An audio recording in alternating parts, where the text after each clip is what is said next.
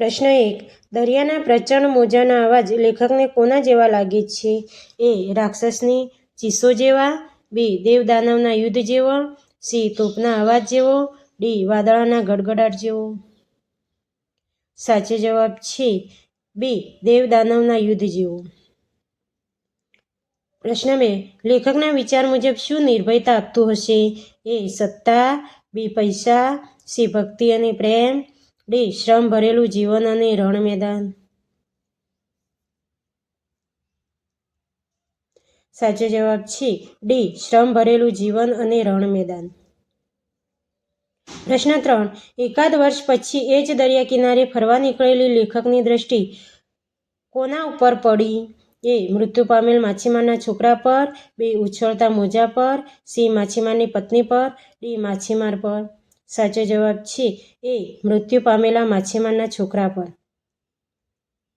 પ્રશ્ન 4. દરિયા તરફ મીટ માંડીને ઉભેલા મા દીકરાને દરિયામાં દૂર શું આવતું દેખાયું? એ. મોટી માછલી. બી. મોટું વહાણ. સી. નાની સરખી હોડકી. ડી. મગર. સાચો જવાબ છે સી. નાની સરખી હોડકી. પ્રશ્ન 5. માછીમારો દરિયાના શું કહેવાય? એ. દરિયાના મિત્રો. બી. દરિયાના દીકરા. સી. દરિયાના બાપ. ડી. દરિયાના ભાઈઓ. સાચો જવાબ છે બી. દરિયાના દીકરા. પ્રશ્ન 6. લેખકને હંમેશા ક્યાં ફરવા જવાનો શોખ હતો? એ. દરિયા કિનારે. બી. નદી કિનારે. સી. જંગલમાં. ડી. પહાડો પર.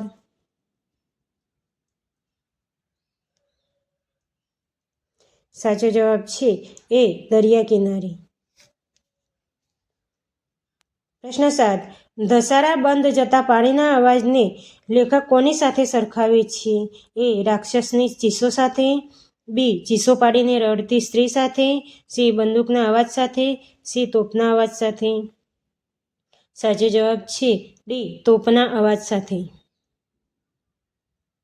પ્રશ્ન 8. લેખક દરિયા કિનારે વાતા પવનના સુસવાટાને કોની સાથે સરખાવે છે? એ. રાક્ષસની ચીસો સાથે. બી. મધુર સંગીત સાથે. સી. ભૂત સાથે. ડી. વાંસળીના સૂર સાથે. સાચો જવાબ છે એ. રાક્ષસની ચીસો સાથે. પ્રશ્ન 9. તોફાની સાંજે તે સ્ત્રી કોની સાથે ઊભી હતી? એ. પોતાના પિતા સાથે. બી. પોતાના પતિ સાથે. સી. પોતાના છોકરા સાથે. ડી. એકલી ઊભી હતી. સાચો જવાબ છે સી. પોતાના છોકરા સાથે. પ્રશ્ન 10. ડૂબતા માછીમારને કયો આશાતંતુ બાજી રહ્યો હતો? એ. કોઈ બચાવી લેશે. બી. ડૂબવાનું છે તો કાંઠા તરફ જોઈને જ ડૂબવું.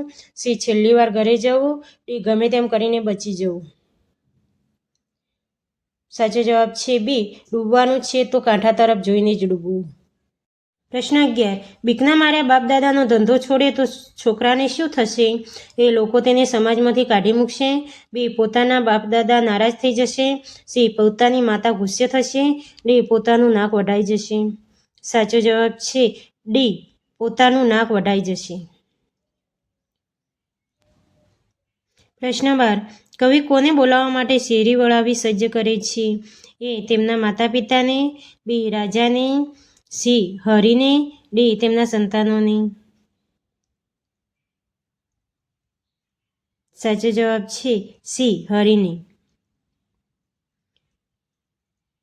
પ્રશ્ન 13. કવિ વાલમને ભોજન માટે સાકરિયા કંસાર ઉપરાંત શું આપશે? એ. લાડુ. બી. લાપસી. સી. ખીર. ડી. શીરો.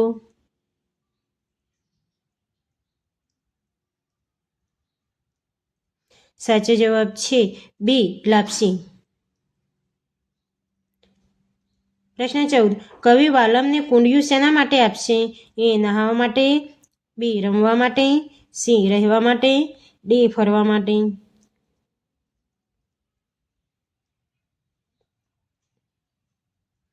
સાચો જવાબ છે એ. નહાવા માટે. પ્રશ્ન 15. કવિ આંગણામાં શું પાથરીને વાલમને ઘરે બોલાવે છે? એ. ગુલાલ. બી. રેતી. સી. જાજમ. ડી. ફૂલ.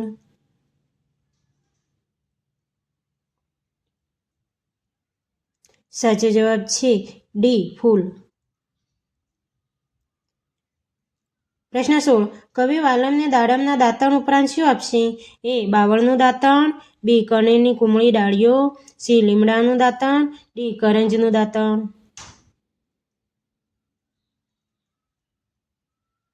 સાચો જવાબ છે બી કનેરની કુમળી ડાળીઓ. પ્રશ્ન 17. કવિ વાલમને ઉતારા માટે શું દેશે? એ બગીચો, બી રાજમહેલ, સી ઓરડા, ડી હોટેલ.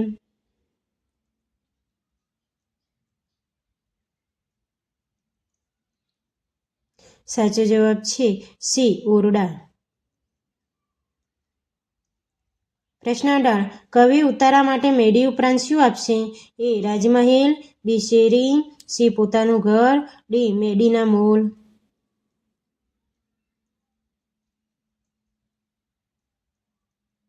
સાચો જવાબ છે ડી મેડીના મોલ.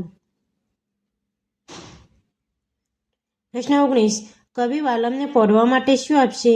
એ ઢોલિયા અને હિંડોળા ખાટ, બી ગાદલું અને ગોદડું, સી ગાદલું અને પલંગ, ડી ગાદલું અને ચટાઈ. સાચો જવાબ છે એ ઢોલિયા અને હિંડોળા ખાટ. પ્રશ્ન 20. કવિ વાલમને નહાવા માટે કયા નીર આપશે? એ ગંગાના, બી ગોમતીજીના, સી જમનાજીના, ડી નર્મદાના.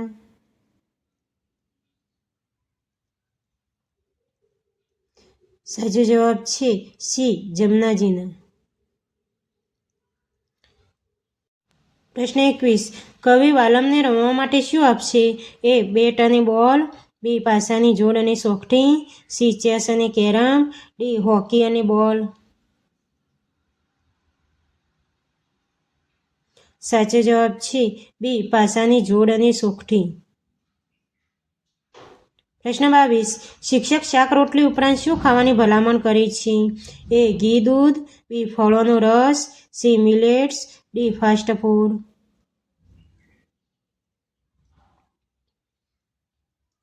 સાચો જવાબ છે સી મિલેટ્સ. પ્રશ્ન 23. પાચન ક્રિયા માટે અતિ ઉપયોગી ઘટક કયું છે? એ ફાઇબર, બી કફ, સી પ્રોટીન, ડી ચરબી.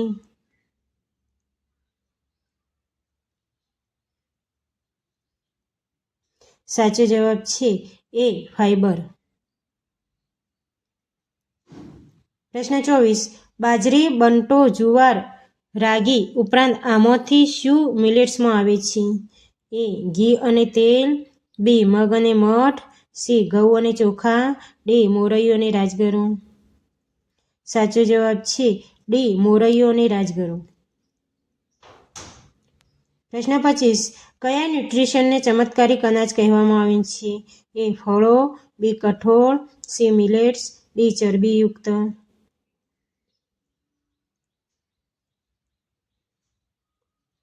સાચો જવાબ છે સી મિલેટ્સ. પ્રશ્ન 26.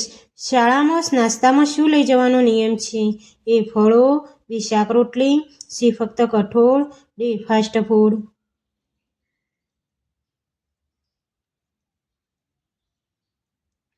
સાચો જવાબ છે બી શાક રોટલી. પ્રશ્ન 27. કેવા બાળકો જીવનમાં સફળ થાય પણ સુખી થતા નથી? એ મમ્મી પપ્પાનું કહેવું ન માનનારા, બી મમ્મી પપ્પાનું કહેવું માનનારા, સી મોબાઈલમાં ગેમ રમનારા, ડી મહેનત કરનાર. સાચો જવાબ છે એ મમ્મી પપ્પાનું કહેવું ન માનનારા. પ્રશ્ન 28. સાયબર ક્રાઇમ બ્રાન્ચમાં ફોન કરવા માટે કયો નંબર છે? એ 1920, બી 1947, સી 1930, ડી 1830. સાચો જવાબ છે સી 1930. પ્રશ્ન 29. ઓનલાઈન ક્લાસમાં કોણ સૌથી છેલ્લે જોડાયું? એ વિવાન, બી રંજન, સી ચકુ, ડી રાજેશ.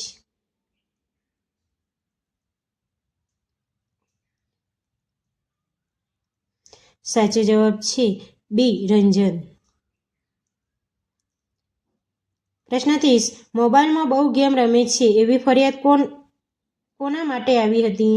એ અંગદ માટે, બી મનન માટે, સી ચકુ માટે, ડી રાજેશ માટે. સાચો જવાબ છે ડી રાજેશ માટે.